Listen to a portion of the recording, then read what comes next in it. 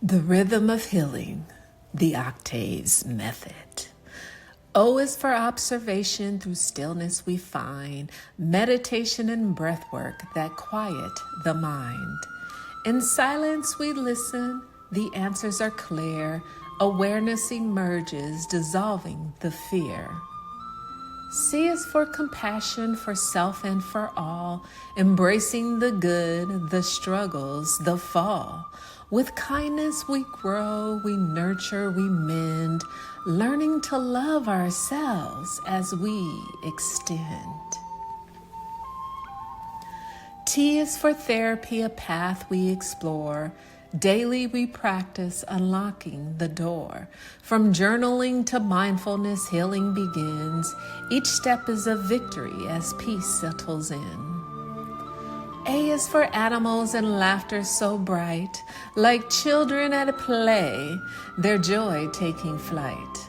With playfulness and movement, we rediscover the way to heal through the fun that we often delay.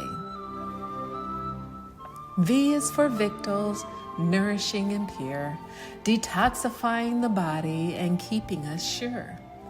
We choose what we eat with intention and grace, fueling our journey at our own pace.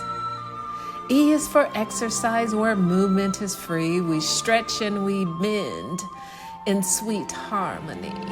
Flexibility grows with choices we make. In strength and in stillness, our bodies awake.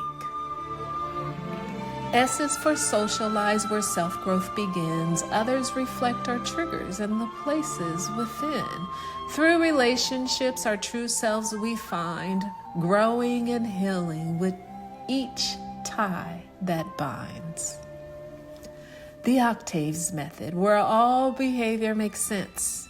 We just need to find the sense it presents. We just need to find the sense it presents.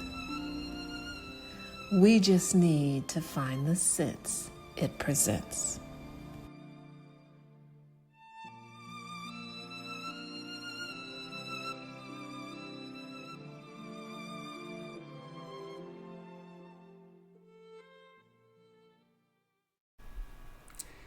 Hello, everyone, and welcome to Season 5 of the Trauma and Social Work Podcast.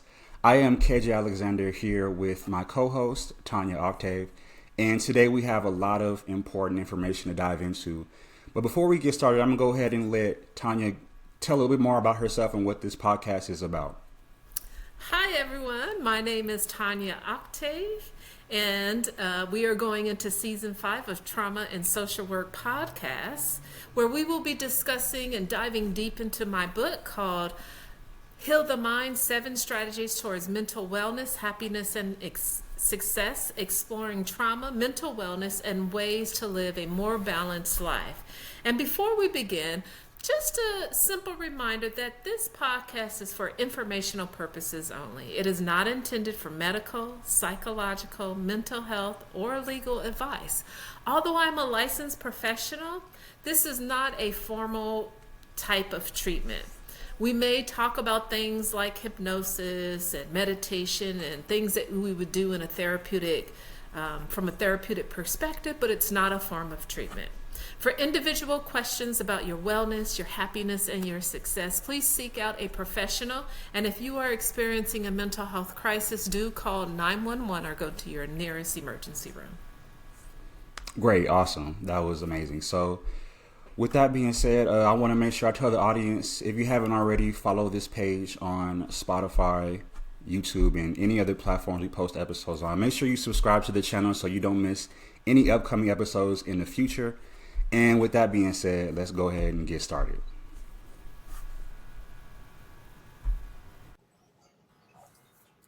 Hello, everyone, and welcome back to the show. This is the Trauma and Social Work Podcast. My name is KJ Alexander, joined once again with my co-host, Tonya Octave, and we are continuing our discussion of the book, Heal Thy Mind. In today's episode, we are continuing the chapter based nutrition. And picking up where we left off last episode, we were just talking about the different types of benefits of a vegan lifestyle and beginning our discussion into vegetables and proteins. So, and I see you have a very nice salad there. We'll talk about that in just a second. But I wanted to read a section of the book, and it states that a vegetable is a plant or part of a plant used for food consumption. Vegetables should be rich in sulfur, chlorophyll, fiber, vitamins A, B, and C, and antioxidants to support detoxification. Examples are onion, garlic, beets, dandelion, root, ginger, carrots, wheatgrass, broccoli, cayenne pepper, artichoke, kale, romaine lettuce, seaweed, watercress, cabbage, celery, collard greens, parsley, and cucumber. To support the digestive system, nutrient dense vegetables are essential. This list includes kale, broccoli, cauliflower, spinach, Brussels sprouts, onions, carrots, sweet potatoes, bell peppers, asparagus, microgreens, collard greens, turnip and mustard greens, sea vegetables, bell peppers, and green peas. Alkaline vegetables helps in balance internal functioning. This list includes spinach, kale, collard greens, Swiss chard, broccoli, arugula, Brussels sprouts, bok choy, sweet potato, beets, cauliflower, carrots, celery, and asparagus. So definitely a detailed list right there of vegetables, and I do I'm so appreciate grateful you. you Yeah, just read that. yeah. No, I definitely appreciate you laying that out for us in this chapter. So I noticed you have a nice salad prepared there, and I wonder if you can kind of walk us through what you have there.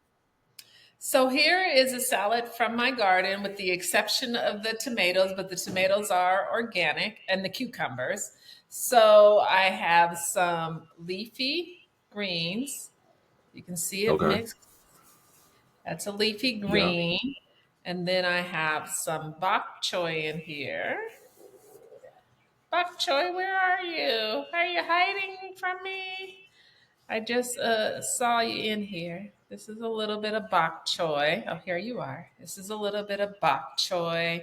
I added some um, thin green onions.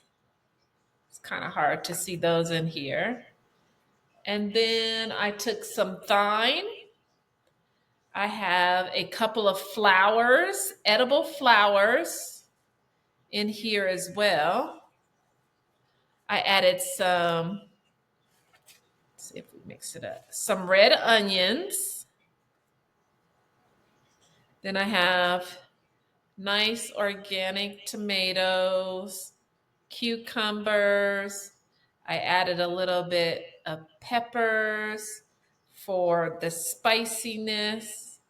Uh, Here's one of my flowers, you'll see. And I know we can't really smell this, but if you just close your eyes, can you imagine being in a forest and everything is perfect at this moment? And that there's a breeze, and that breeze is so inviting. And along the way, you just take a breath and you smell goodness. Oh, this is what goodness would smell for me. Creating this, um, because it's organic, it's so powerful. I tend to cut my lettuce up in more thinner pieces. So, people, when you're eating less lettuce, if they're thinner, you're more likely to ingest them. So, here's some of my thyme. Oh, and I added basil. I added basil too, only because it needed to be part of it needed to be harvested. So I added it, and I said, why not? I Okay. wasn't really planning on making any Italian dishes. Um, and with this, I do have all of the taste. I am going to add some nori flakes to it. Iodine is really helpful in terms, we're really, our soils were iodine deficiency. Most people feel like they get iodine from their iodine salt. That is a very that is not a healthy way to get that type of iodine into your diet, but getting it from the sea in natural sourced ways can really give you back that iodine. You can also make little Yeah. treats kind of that are iodine rich, and you can have one of those a day to really feed the cells. Each cell in the body needs some iodine. I Okay. also have this product here that I love to use, and this is my brown seaweed extract powder. I kind of just pour Hmm. a little bit into my hand. You don't need a lot because it's so powerful. Anyone can do this. Anyone can put that little bit of something on your food so that you can get even additional. Remember, when I'm thinking about making a salad, what does my body need on a cellular level? And this is really going to be a great option that just gets us there.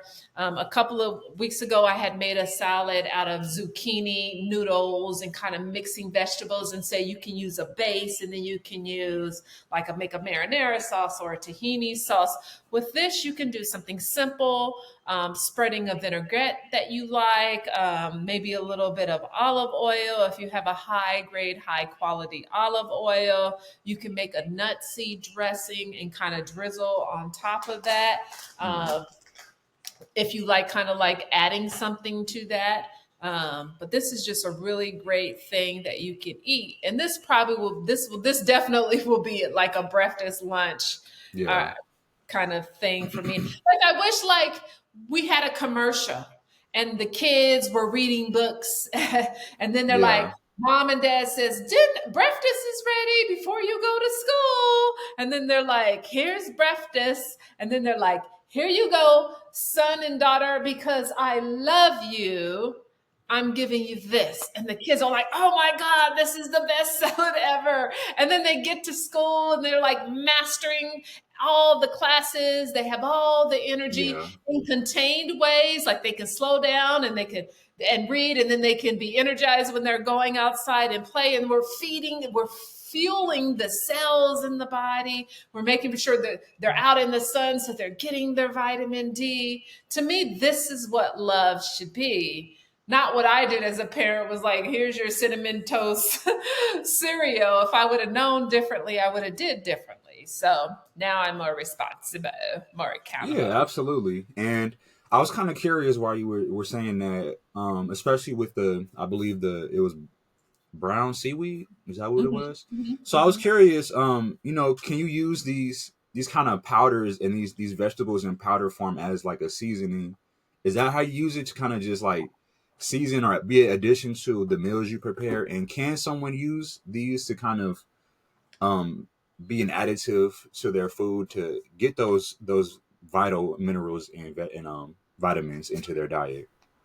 Particularly with things that are iodine rich, Yeah, that have that saltiness. So we can get our salt from celery, and then we can get our salt from sea related things. And so, yeah, can you add it to enhance the flavor of food? Yes, you can add it to fruits to enhance the flavor. You can play around with it because you can be your chef. You don't have to go somewhere else. You can teach yourself some of these, because as you eat them, you're going to be like, I kind of like this, or, this wasn't really a good taste for me. I'm not sure I'll get this again. And so you can kind of play around with that a little bit to see kind of what draws your attention, and then things may change as well.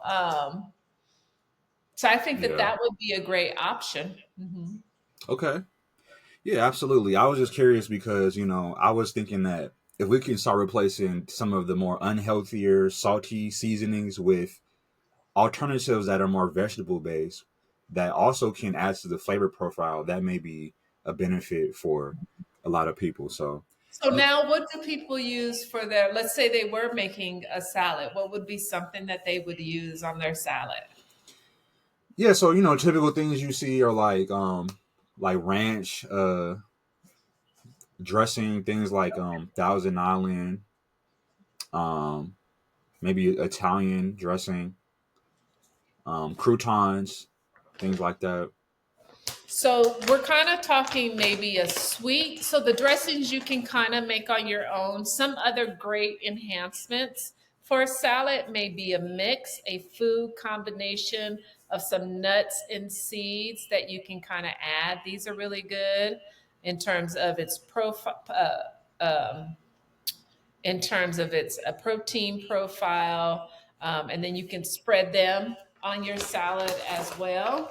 Another thing to get that, when I used to eat salads, I used to add bacon bits, and that was probably the thing Yeah. that I like most with the salad is bacon bits.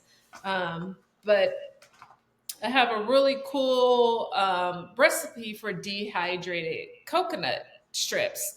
And you can use a particular sauce that has the flavor and the smell to the bacon bits. And you can dehydrate these. And then you can add these on your salads to still give you that flavor because we do have prior associations with food. And then you can spread them on your salad as well. And I like them. I like mine's a little bit more crunchier. Yeah. So there's different ways if you don't have a dehydrator. Once you kind of put the shredded coconut in a sauce and kind of let it marinate for a little bit, you can put it on in your oven, low heat, and then it only takes 5 or 10 minutes, and it'll start to have a crunchiness. I think when I make those, everyone in my family loves them. And my family's not vegan. So that is Mm. a really kind of good to go to option to add Yeah. if you want those things to your salad because you have that prior association. And then you can get the crunch to it, right? That's why I say Yeah. the healthiest salad is the salad that you make because you're making for your body, for your cells, and for complete nutrition. When you go to the store, you go out to places, they're making it for everyone. And so they have to feel the need to Yeah. satisfy everybody's taste buds. And everybody's taste buds is probably toxic because they're used to, if you're on the American diet, things cater toward the American diet. Yeah. Yeah, absolutely. And I think that's a good place to start is to introduce people who maybe aren't necessarily vegan or open to a vegetable diet, that they can start with foods that other people like that aren't necessarily in that, just so they can kind of, open themselves, expose themselves to the different options that are available. And then once they find something they like that it also is healthy, then they'll be more inclined to go down that path of a healthy diet and focus on what not necessarily everyone is telling them to eat because it's healthy, but find what works for them and what they enjoy to eat, also because it's healthy too. So I think That that's a made good me way to think look at of it. this. Okay. Like what you said. If I make a choice about if I'm truly making a choice about what I put in my body, I'm going to put this in my body.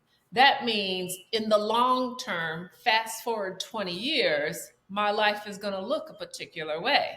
If I am influenced by the advertisement and the marketing industry, or the beautiful signs as I drive down the street, or other things that may be calling my subconscious mind, and I go for what may be fast in the moment, fast forward 20 years, that I'm going to be living with those choices. And Mm. and that's it. I don't know if they're good or bad. I'm just saying that those are choices.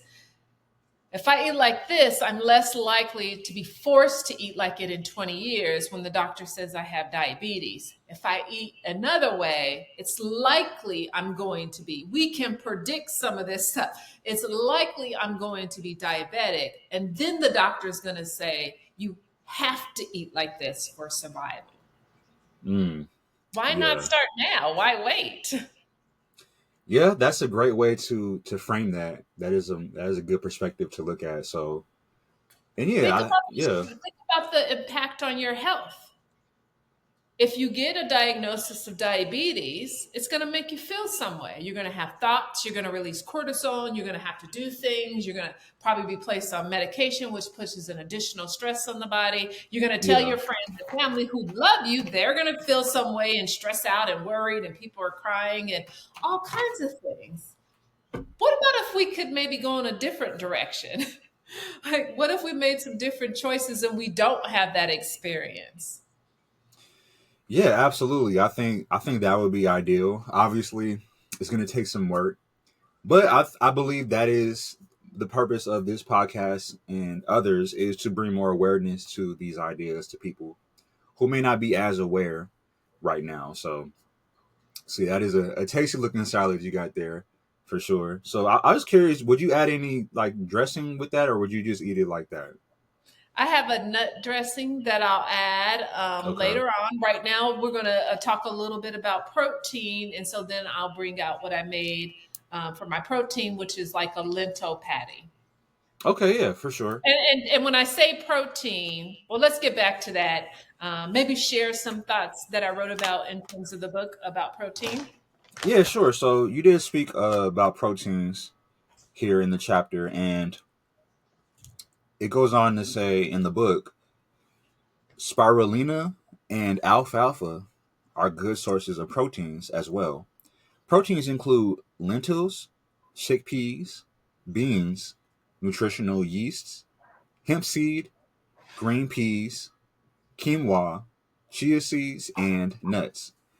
A complete source of protein encompasses approximately 20 different amino acids. The body can produce 9 on its own.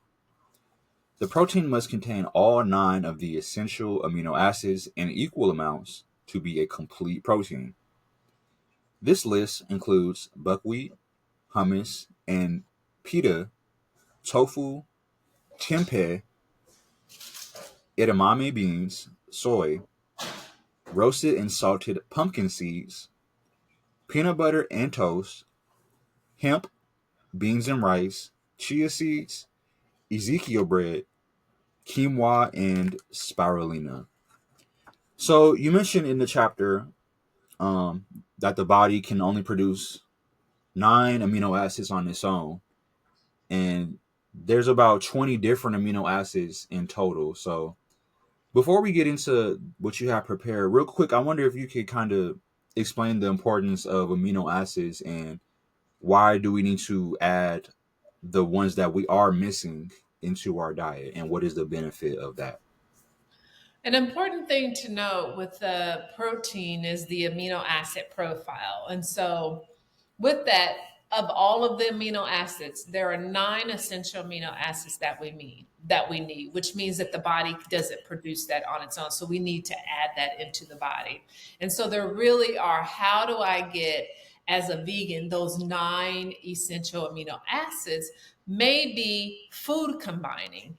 But if you have things like spirulina, that's a complete protein. If you have things like quinoa, that's a complete protein. And so you kind of don't have to worry about it.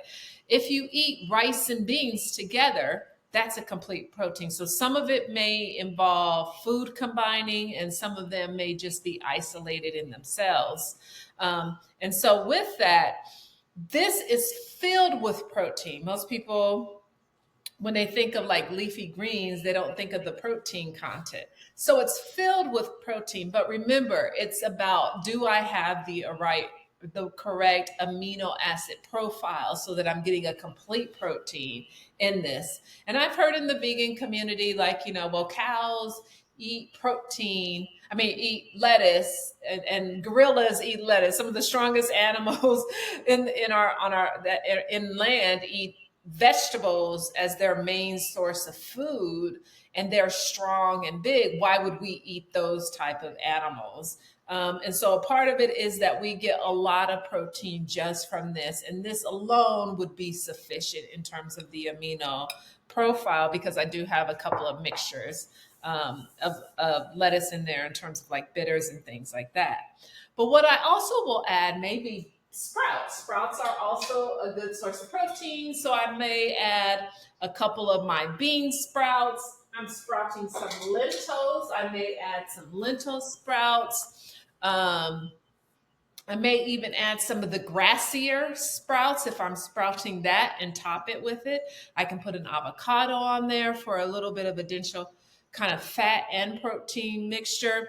But this I made were lentil patties. And what I do is I soak the lentils. And then typically you don't have to do anything like that. You could just really blend them after soaking them for 24 hours and then just put them in the oven, maybe at about 200 to about 150 for a little bit of time, and then flip them. And then when they're the texture that you want, the thing with lentils is they should be cooked. However, In the raw community, you can sprout lentils and then you can eat them in their raw form. So I will do the same. Once these are completely sprouted, I will add maybe some garlic. I will add a pepper. Um, I may add a little bit of kale. I will blend it and then I'll put it in the dehydrator like a patty. And then those will be my sprouted version of lentil patties that I can add to a Mm. salad or anything like that. These I cooked. And so Okay. these are experiments. And what I did with the lentils is I soaked the lentils overnight. I put them in the blender. I added a bell pepper and some onions and some mesquite kind of seasoning that I have to give it a little bit of flavor. I put them in the oven and then I cook them. These are a little bit softer, so my other ones I'm going to keep in the oven a little bit longer. But Okay. essentially, these are packed with protein. These are I don't know what I would call them yet, but lentil patties. And so I will just Mm. place my little lentil patties on my salad. Mm. And then now I've added this perfect protein. It gives me a different source of protein too, in terms of like flavor, the makeup. Lentils are exceptionally good on the digestive system. With Okay. lentils, you do want to soak them for 24 hours before you're either cooking them on the stove or putting them in the oven, however you're choosing to make them. You do want to make for sure they're soaked, just like your nuts and your other beans and things like that, because it helps break down the digestive processes for you. And when you eat this, this is not only a beautiful salad, but it is something that will support your digestive system. And it gives the cells what it needs when it needs something. When there's vitamin C, because maybe you're around an environment and there's an infection, the cells grabs the vitamin C or grabs the zinc. So whatever it needs, the body has it available and accessible to it. And that's really the important point. We don't want to be at a place where our cells are depleted, where they're starting to slow down, where they're living in an acidic environment. Because when that happens, research tells us that's where cancer cells start to manifest and multiply. Yeah, absolutely. And I wanted to add, they do kind of look like cookies a little bit. Little cookies, huh? Yeah, a little protein cookies for sure. But yeah, I think that definitely is something that people who may not have been aware of would definitely be interested in trying. And it looks tasty, I have to say. It doesn't look like something I wouldn't want to try. So, You would like them. It kind of tastes a little bit like a cornmeal. I know I mm, haven't had cornmeal in a while, okay, but I can taste the pepper.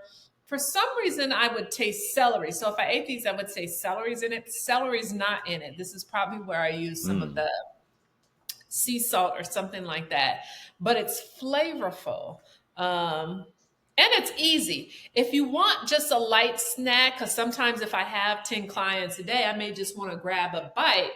I'll go get my lentil cookie and then just eat the lentil cookie and then I'm satisfied versus going to go get a chocolate chip cookie. Let me explain what that difference might look like. If I had a 10-hour work week, a 10-hour day, and I'm on my third client and I reach for a chocolate chip cookie, I may have an okay time with that fourth client.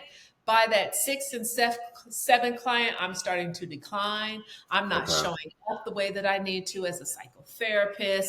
My hypnotherapy sessions, I'm probably falling asleep. I'm not feeling sluggish. But if I have this is energy for the rest of the day. I don't get depleted around 3 or 4 o'clock. I have energy to sustain me for the rest of the day until the sun goes down and the moon starts to rise and I want my melatonin to come up is when I want it to change. So just like think about it. When you have those days, are you feeding your body for the day? Are you giving it what it needs, or are you in some other routine that someone else told you how you should live your life, mm, right? absolutely. Yeah, I And think what, that's a great place to start yeah. for a lot of people. And yeah, definitely.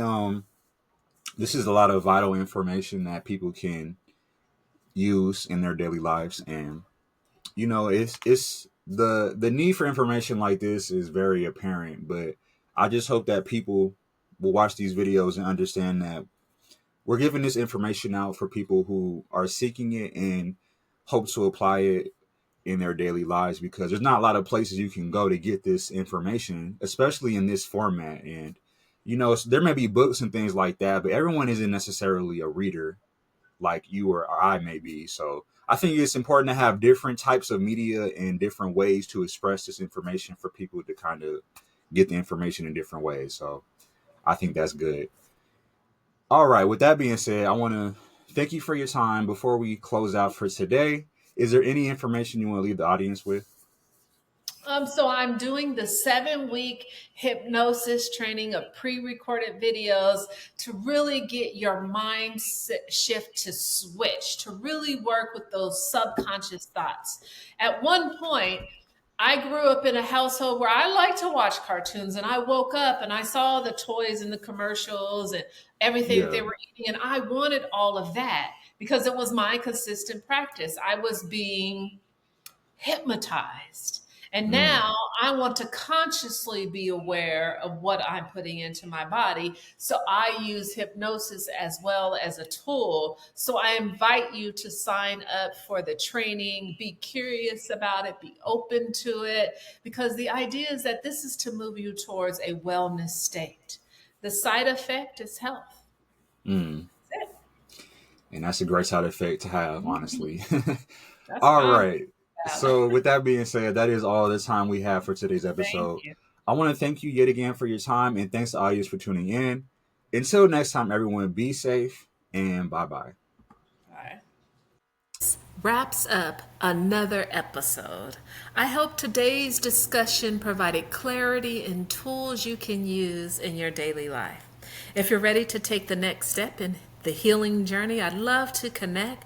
Head over to my website to schedule a free 15-minute consultation. It is a great opportunity to ask questions and see how we can work together.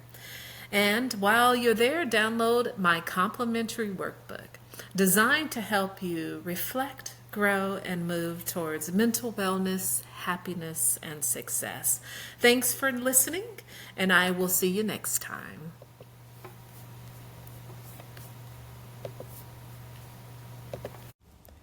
The rhythm of healing, the octaves method. O is for observation, through stillness we find meditation and breath work that quiet the mind. In silence we listen, the answers are clear, awareness emerges, dissolving the fear. C is for compassion, for self and for all, embracing the good, the struggles, the fall. With kindness we grow, we nurture, we mend, learning to love ourselves as we extend. T is for therapy, a path we explore. Daily we practice unlocking the door. From journaling to mindfulness, healing begins. Each step is a victory as peace settles in. A is for animals and laughter so bright, like children at play, their joy taking flight. With playfulness and movement, we rediscover the way to heal through the fun that we often delay. V is for victuals, nourishing and pure, detoxifying the body and keeping us sure.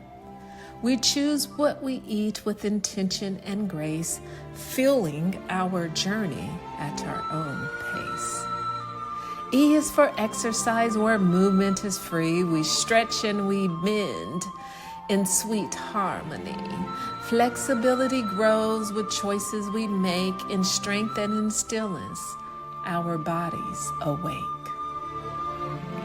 S is for socialize, where self-growth begins. Others reflect our triggers and the places within.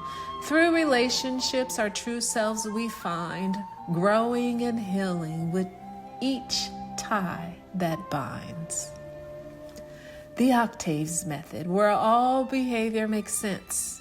We just need to find the sense it presents. We just need to find the sense it presents. We just need to find the sense it presents.